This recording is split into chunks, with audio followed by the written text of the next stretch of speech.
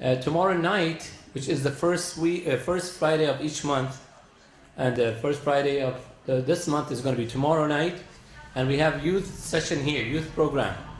I'm pretty sure Sayyid Mehdi Al-Qazwini Hafidhullah is going to be among the youth who's going to be with them and work with them.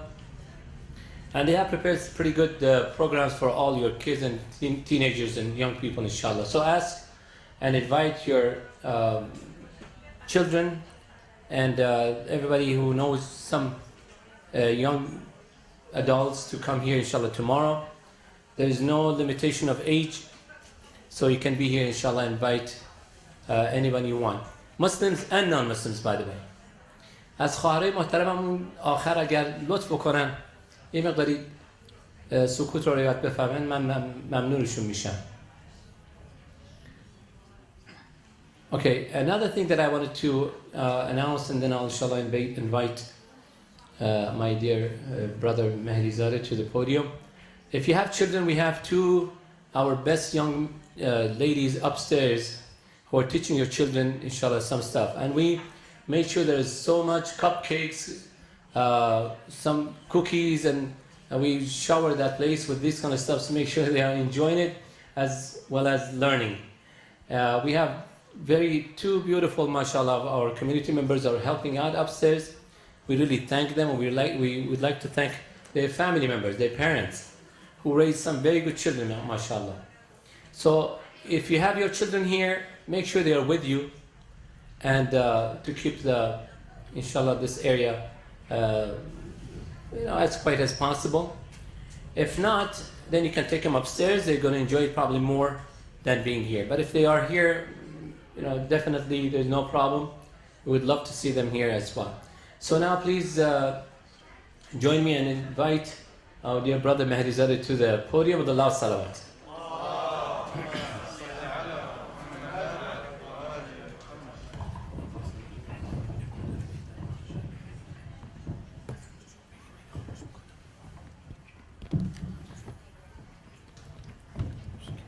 Assalamu alaikum, brothers and sisters.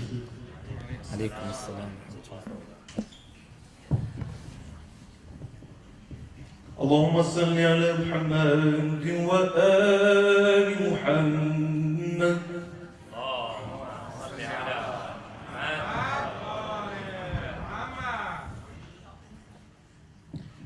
أعوذ بالله من الشيطان الرجيم.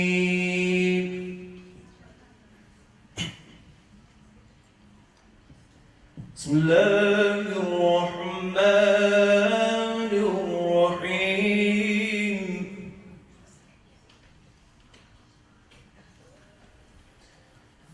عما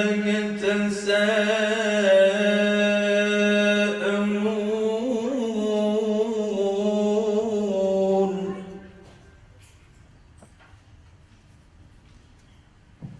عن النبأ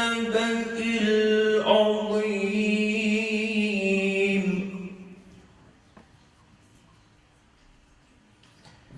الذي هم فيه مختلفون كلا سيظلمون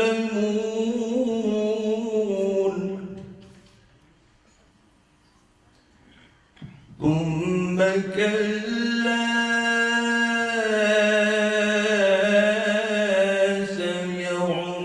سيعلمون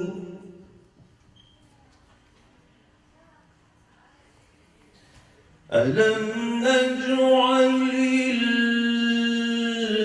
الأرض مهادا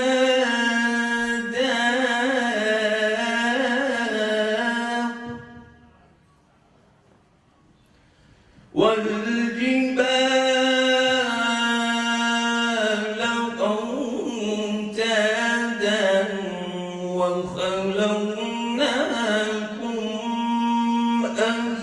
أزواجا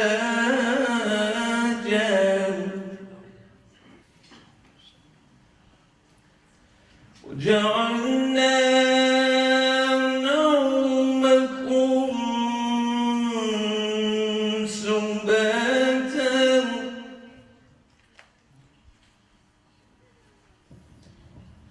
وجعلنا الليل لباسا وجعلنا النهار معاشا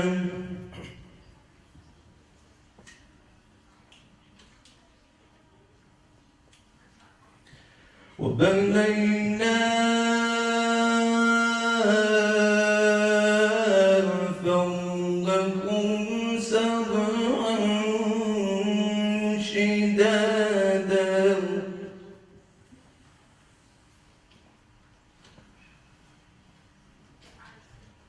وجعلنا سراجا وهاجا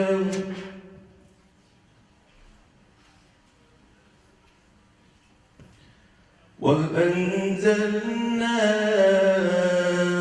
من المعصرات ماء ثجاجا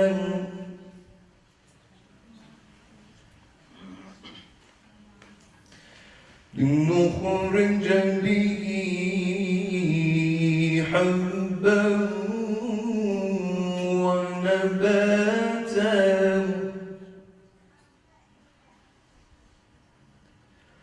وجنات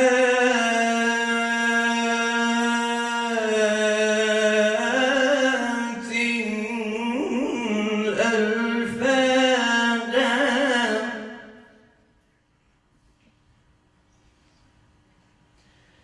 إن يوم الفصل كان ميقاتا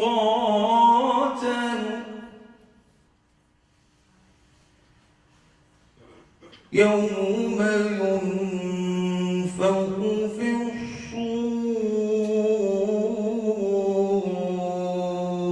فتمتون أفواجا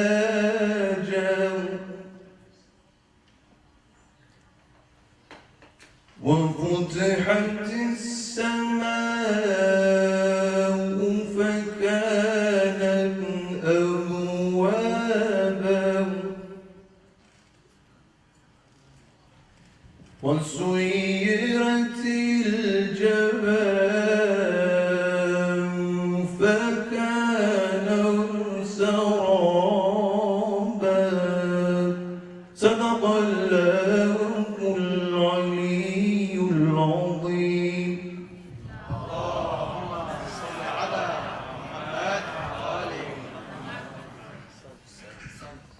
In the name of Allah, the Beneficent, the Merciful. What is it that they quarrel about? They quarrel about the great news, Imam Ali, concerning which they have disputes. What they think is certainly despicable. They will soon come to know the reality. Yes, indeed, before long they will learn all about it. Did we not make the earth as a place to rest, and the mountains as pegs to anchor the earth? Have we not created you in pairs, made sleep for you to rest, made the night as a covering, and the day as a time for you to make a living? Have we not made 7 strong heavens above you, the sun as a shining torch, and sent down heavy rains from the clouds with hurricanes, to make the seeds, plants, and thick garden grow? The day of judgment will certainly be the final appointment. On that day, the trumpet will be sounded, and you will come to us in huge groups. The heavens will have openings like doors. The mountains will be driven away and become like mirages. Sallallahu.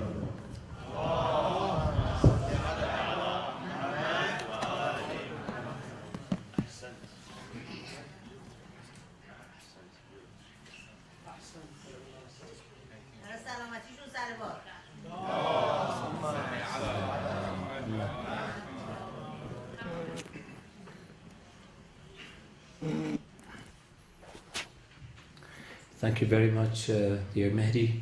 May Allah protect you, inshallah, bless you, and we will, inshallah, try to have you more often with the beautiful voice that you have. You can enlighten and, of course, make us enjoy the recitation of the Quran. Now, again, I would like to ask our dear brothers and sisters if they can keep their children close to them and not running around, or they can take them upstairs. I would really appreciate it. May Allah protect you. So now, please join me and invite Sayyid Mehdi to the podium with a loud salawat.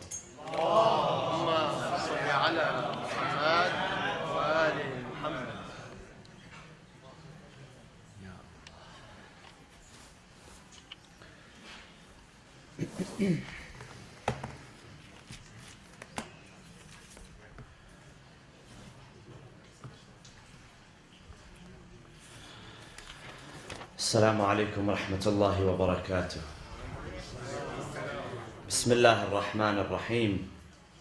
الحمد لله رب العالمين، والصلاة والسلام على أشرف الأنبياء والمرسلين، حبيب إله العالمين أبي القاسم المصطفى محمد.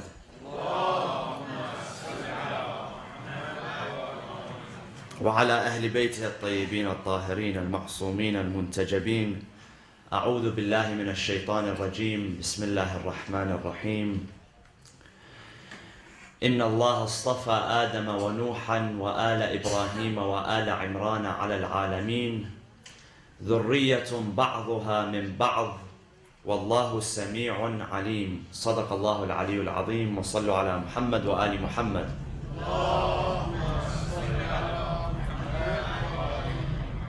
In chapter number 3, Surah Ali Imran, Allah subhanahu wa ta'ala says, ayah 33, إن الله اصطفى آدم ونوحا وآل إبراهيم وآل عمران على العالمين، ذرية بعضها من بعض، والله سميع عليم. Truly, God chose Adam, Nuh, the house of Ibrahim, and the house of Imran above the worlds, as a progeny, one from another, and God is hearing, knowing. The concept of being chosen, Inna Allah astafa, istifa, is to be chosen. And this is where the name Al-Mustafa comes from. Our Prophet is known as Muhammad al-Mustafa, the chosen one. The word itself appears in a few places in the Quran where God speaks about certain individuals or certain families which He has chosen.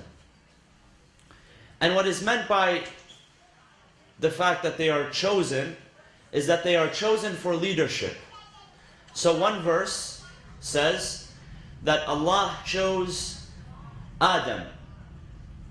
Adam was the first being that Allah chose for leadership after He created him and He endowed him with the intellect and He taught him the nature of all things.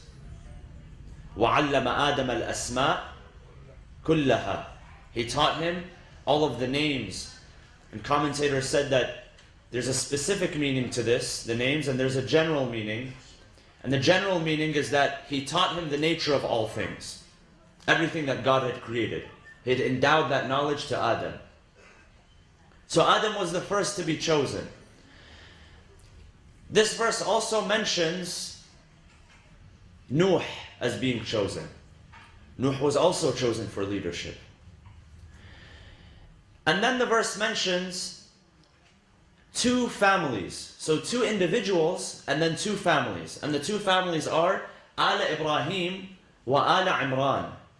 And you see in the first two, God does not say that He chose their families. Why? Because if you look closely at the family of Adam, you find people who did not fit the description, who were not fit for leadership. The closest one to Adam, the closest, of course, he had Hawa, Eve, the wife that was blessed to him, that was given to him, and then his sons, Habil and Qabil. And Habil was a righteous man, but Qabil was overtaken by greed. And so what did he do? He murdered his brother in cold blood. So this choosing, istifa, does not include the entire family of Adam, nor does it include the entire family of Ibrahim, nor does it include the entire family of Nuh. Because we know that the family of Nuh, some members of the family of Nuh did not follow him. They did not follow the path. His wife, number one, did not follow the path. In Surah Al-Tahrim, Allah subhanahu wa ta'ala says that mention and remember imra'ata Nuh wa imra'ata Lut, the wife of Nuh and the wife of Lut. كانتا تحت عبدين من عبادنا, that they were صالحين فخانتاهما, that they were with two of our servants, meaning Nuh and Lut, however they turned against them. And in the case of Nuh, we know that his son, one of his sons, also turned against him. And just before the flood that took place, the father, Nuh, warned his son that this flood is going to take place, join us, but the son did not want to join. And so he perished with everybody else that perished. But in the case of Ibrahim and Imran, their families are mentioned. So who are the families of Ibrahim? Well, we have Ibrahim and we have his two sons, Ismail and Ishaq.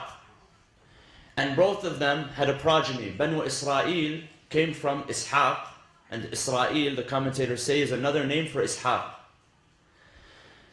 And from there the prophets.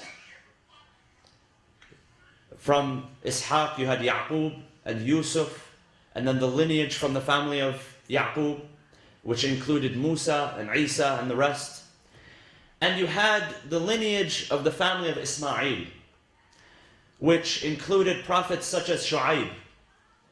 And of course, the greatest of them, Khatamul Anbiya, Muhammad sallallahu alayhi wa sallam.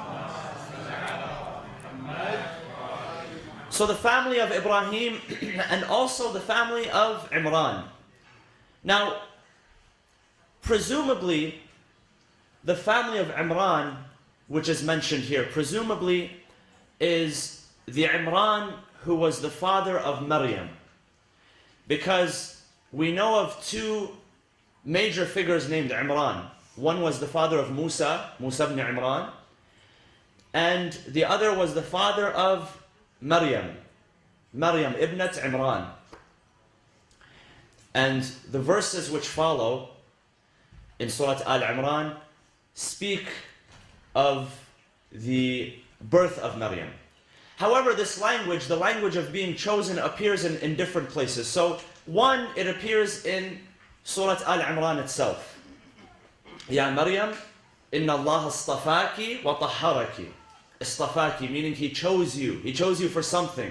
What did He choose her for? Wa tahharaki, and He purified you. In chapter number 6, Surah Al-An'am, verses 84 to 87, Allah subhanahu wa ta'ala mentions the prophets whom He has chosen for leadership. So He begins by saying the following, chapter 6, verse 83. Bismillah ar-Rahman ar-Rahim. وَتِلْكَ حُجَّتُنَا آتَيْنَاهَا إِبْرَاهِيمَ. So we gave Ibrahim the ability of hujjah, which is argument or debate. آتَيْنَاهَا إِبْرَاهِيمَ عَلَىٰ قَوْمِهِ. So he was able to debate with his people when he was left alone and he destroyed the idols which they worshipped. They came back and they saw that the idols were destroyed. And so they asked him, because they knew Ibrahim was critical of idol worship.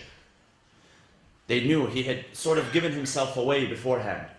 So when the idols were destroyed, they came back and they asked him, and he said that ask the oldest one, ask the biggest one, the big guy.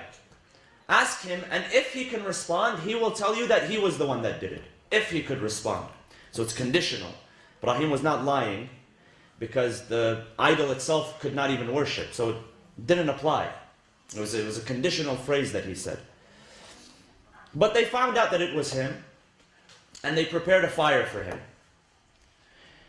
Their anger was so intense that they prepared a fire which was so large that they had to use a catapult in order to fling Ibrahim, because they couldn't stand close because of the heat. And they say that women would not feed their children so that they can save money to purchase wood for this fire. This is how angry they were. This is how furious they were. This is how attached to their idols they were. This is how blinded by the worship of their idols they were. And until today, people are blinded by the worship of idols, different types of idols. And so when they tried to catapult him into the fire, Allah subhanahu wa ta'ala commanded the fire to be a place of protection for him, that there was a protective shield around him. And at that moment, look at the tawakkul, the inner strength that Ibrahim had. The angel came to him, Jibreel came to him, and said, "Oh Ibrahim, you've passed the test now. You're sitting in the catapult, they're waiting to launch you into the fire, you've already passed the test." He said, "What can I do to help you?" Ibrahim, at this moment, he says, You can't do anything for me. Your Lord can do something for me, but you can't do anything for me. So when he asks, he knows whom he is asking from, because sometimes when we're put in a tough situation, we cling on to anything. We ask for help from anybody. And there's a narration which says that Fir'aun, when he was drowning, Allah subhanahu wa ta'ala speaks about Fir'aun, how he, at that moment when the ocean was closing upon him, after it was parted for Musa and Bani Israel, and they passed, and then it closed on him and his troops. The narration of the 8th Imam says that, do you know what happened with Fir'aun? Why is it that God did not respond to him? Because God responds to everybody. Anybody who calls upon God, God will respond to him. The narration says that when he called upon the Lord of Musa. He didn't want to admit that I believe in this Lord. So whatever Musa is worshipping, I'll call upon him now. See his bigotry and what he thought of himself. He knew that he was about to lose his life, but still. He said the Lord of Musa. So the hadith says, sincerely he did not call upon God. He called upon what he believed to be the God of Musa. And that was not enough. So Ibrahim was tested. And Allah subhanahu wa ta'ala says, تِلْكَ حُجَّتُنَا آتَيْنَاهَا Ibrahim. So we gave Ibrahim the ability to defend himself. When they asked him, why'd you destroy the idols? He had a reason. He said, ask the big guy, and if he can talk, he'll tell you. عَلَىٰ قَوْمِهِ نَرْفَعُ دَرَجَاتٍ مَّن نَشَاءُ إِنَّ رَبَّكَ حَكِيمٌ عَلِيمٌ. And then he speaks about those people who were chosen after him. وَوَهَبْنَا لَهُ إِسْحَاقَ وَيَعْقُوبَ. We gifted him. وَهَبْنَا. We gifted him. It's a very special word that is chosen here. Why did we... It wasn't that we granted him, we gave him, we gifted him. Because Ibrahim had reached an age, and his wife had also reached an age where they thought that that's it. They weren't going to have any children. They weren't going to have a progeny. And when the angels came to give him glad tidings that he will have Ishaq, he said, what have you come to tell me? They said, we came to give you news, bushra, good news. قال أبشرتموني على أن مسني الكبر. Are you here to tell me that I'm an old man? I know I'm an old man. فبما تبشرون. What are you here to tell me? قالوا بشرناك بالحق فلا تكن من القانطين. We've come to give you truth, something that you don't know about. And do not be among al-qanitin. Qunut. Qunut means hopelessness. When you're hopeless, when you lose hope. Don't lose hope, Ibrahim. There's still hope for you. And they gave him the news of a son that will be born to him. And his wife, Sarah, who was also of old age at that time, she overheard. So she laughed. She laughed. She thought it was a joke. But then Allah subhanahu wa ta'ala blessed them with Ishaq and Ismail. So two of them. So it was a gift. This is why he says, wahabna, we gave him a gift. Sometimes you don't expect a gift to come to you, but Allah gave them the gift. So we gave them the gift of Ishaq and Ismail. And this is why he says, Alhamdulillah alladhi wahaba li ala al-kibari Ismail wa Ishaq. Praise to Allah, the one who at this very old age, when I didn't expect it, sometimes you don't expect it. I didn't expect it, but God gave me this gift. So we gave him Ishaq, and after Ishaq, Yaqub. Yaqub was the son of Ishaq. Kullan hadayna, and we guided them. And then he continues, وَنُوحًا هَدَيْنَا مِنْ قَبْلِ. And before them was Nuh, because Nuh preceded them. Nuh was before Ibrahim. هَدَيْنَا وَنُوحًا هَدَيْنَا مِنْ قَبْلِ وَمِنْ ذُرِّيَّتِهِ. And from the progeny of Nuh, داود وسليمان وأيوب ويوسف وموسى وهارون. So who are these prophets? We know of Prophet Dawood and his son Sulaiman, وأيوب. And also from his progeny was Yusuf, the Prophet Yusuf, mentioned in the Quran, chapter 12. وَمُوسَى, Musa from the lineage of the family of Yaqub. And Musa and his brother Harun. Harun, who was his representative during his life. When he went to receive the scrolls, when he went to receive the event which was the miqat, the meeting point, where he went to speak to his Lord. Musa, he left behind Harun. Haruna akhi, his brother Harun, Aaron. And he came back after 40 days and he saw that his people had completely deviated. After he had taught them the worship of God, after they escaped from slavery, and after they escaped from death, and after the ocean was split open for them, and after they escaped, after all of these miracles, and when they got to the desert, there was nothing there, so Allah sent them different types of food and different types of sustenance. All that was a miracle. 40 days later, he came back, and he saw them granting partners to God, worshipping other than God. And not only that, they had tried to kill Harun. They tried to kill him. And Musa came and rescued his brother.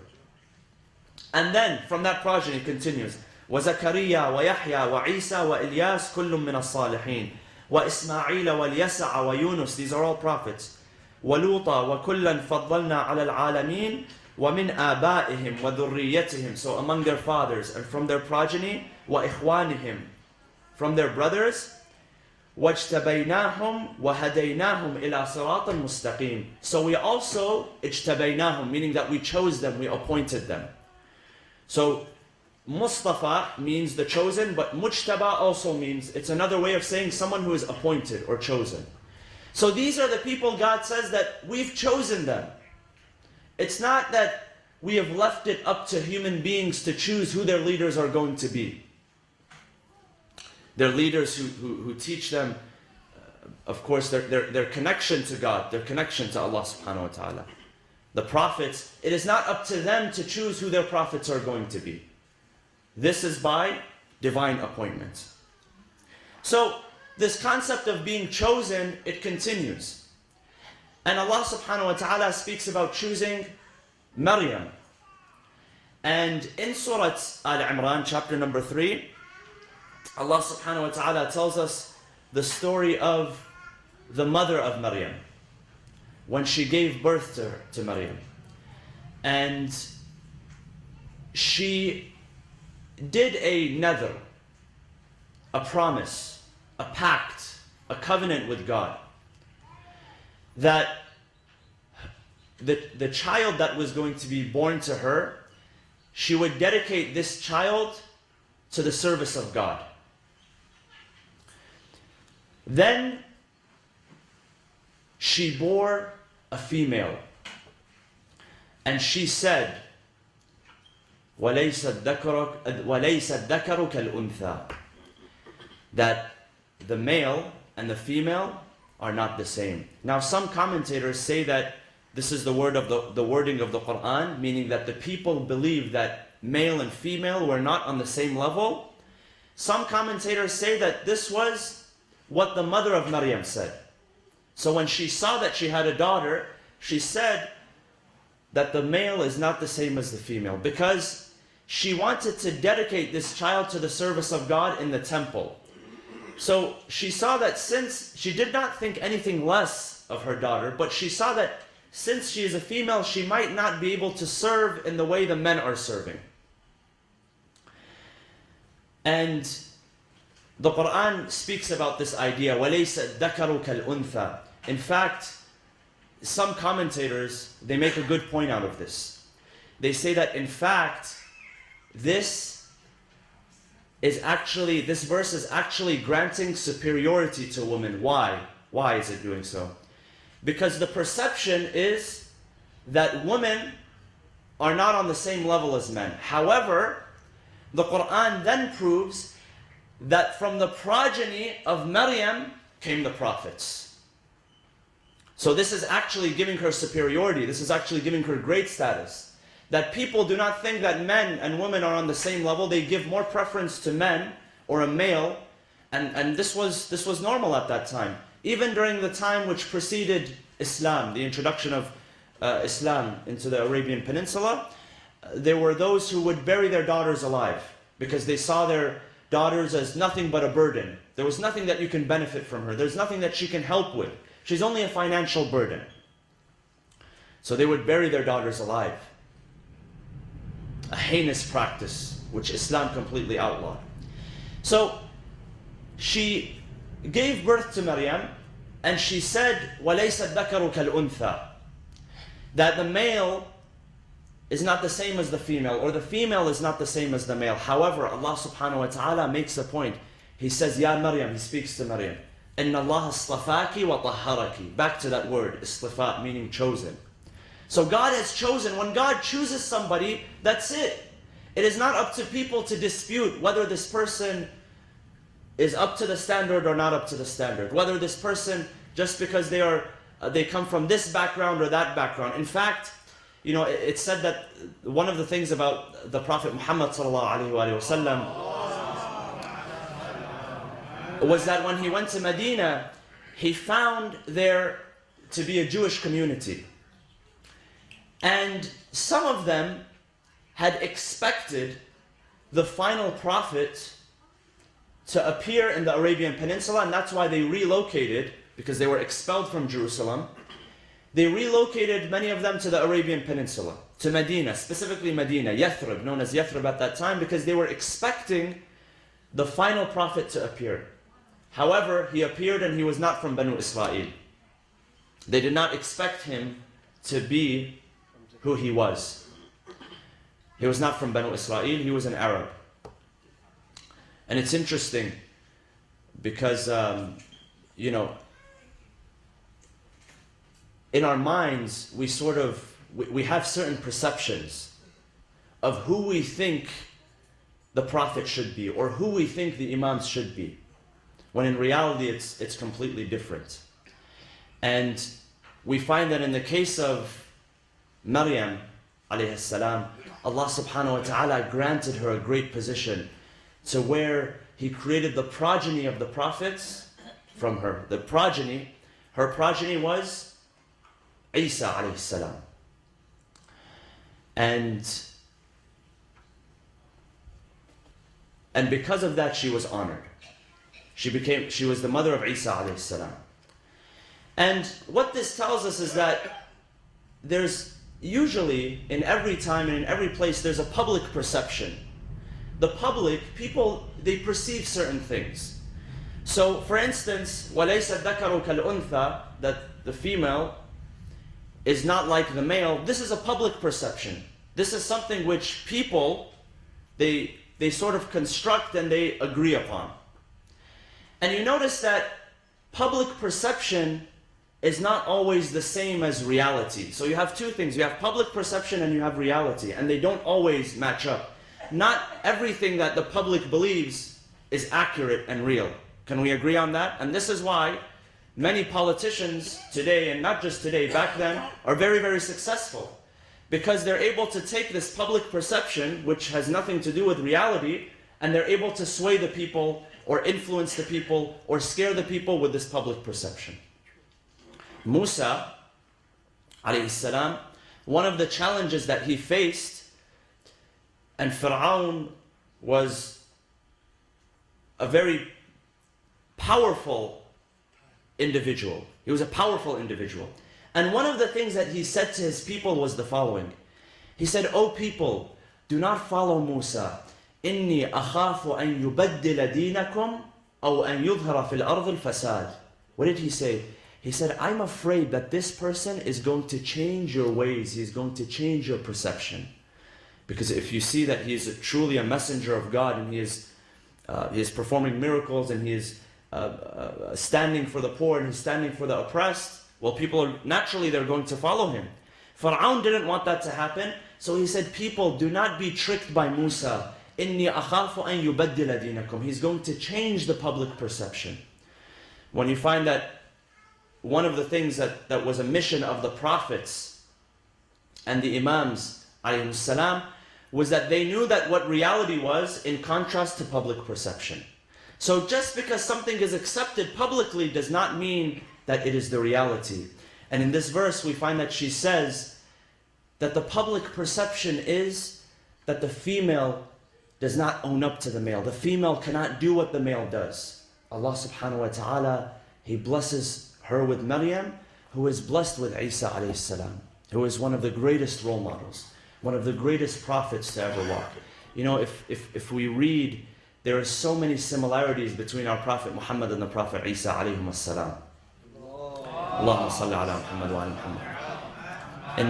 In their humility, in their character, in their ethics, in their morals. In fact, we have an entire collection of hadith which are the hadith of the Prophet Isa, which are found in Islamic tradition.